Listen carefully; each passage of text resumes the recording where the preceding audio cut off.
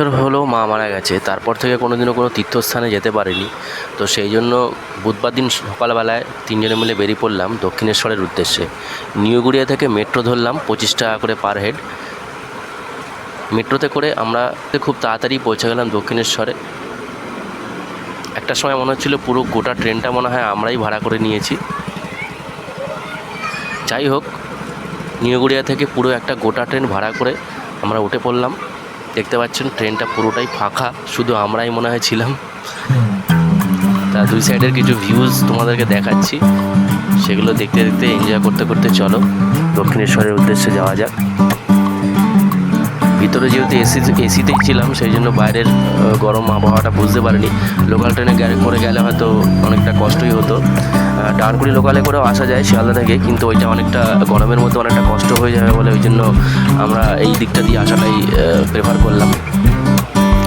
একটু পয়সা বেশি গেল, এটা অনেকটা আরামদায়ক মেট্রোতে করে আসাটা।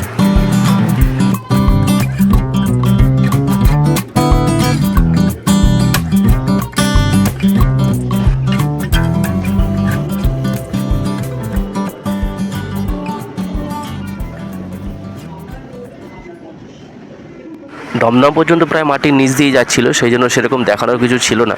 দমদমের পর থেকে ট্রেনটা যখন ওপরে উঠলো, তখন দুই সাইডের ভিউটা খুব সুন্দর দেখতে লাগছিলো। চারিপাশে ফাঁকা মাঠ ঘাট, গাড়ি ঘোড়া চলছে, নতুন নতুন অনেক ব্রিজ হয়েছে, সেগুলো দেখতে বেশ ভালোই লাগছিলো। এবং ট্রেনটা যেহেতু ফাঁকা ছিল, সেহেতু নিজের ইচ্ছে মতন ভিডিও করতে পারছিলাম।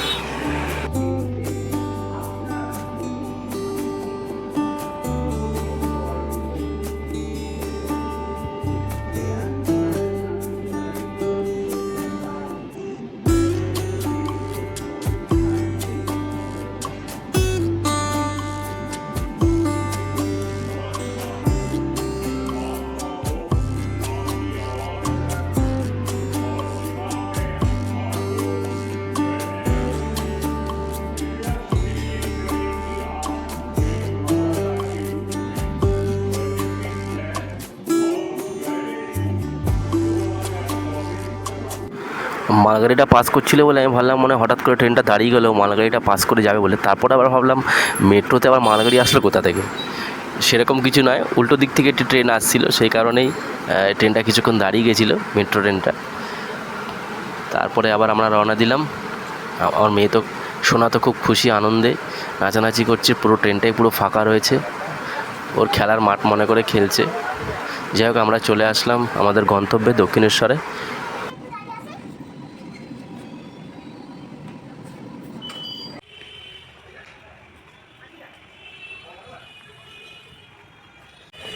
তো মেট্রো থেকে নেমে আমরা স্কাই ওয়াকের উপর থেকেই হাঁটতে হাঁটতে যেতে লাগলাম। বেশ সুন্দরই লাগছিলো, বেশ ভালোই লাগছিলো। অনেক দিন পর এসেছি দক্ষিণেশ্বরে, প্রায় বছর খানেকের ওপরে হবে।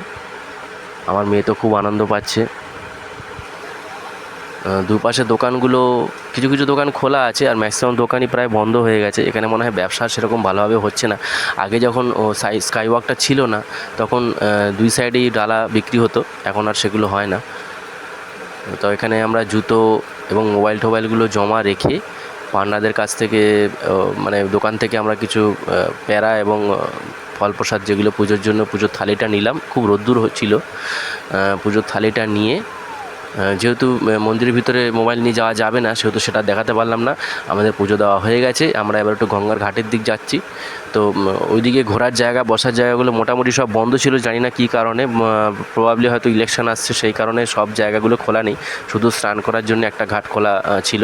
তো আমাদের পুজো দেওয়া হয়ে গেছে, আমরা এবার গিয়ে কিছু খাওয়া দাওয়া করলাম। খাওয়া দাওয়া করে সোজা আবার চলে গেলাম মেট্রোতে।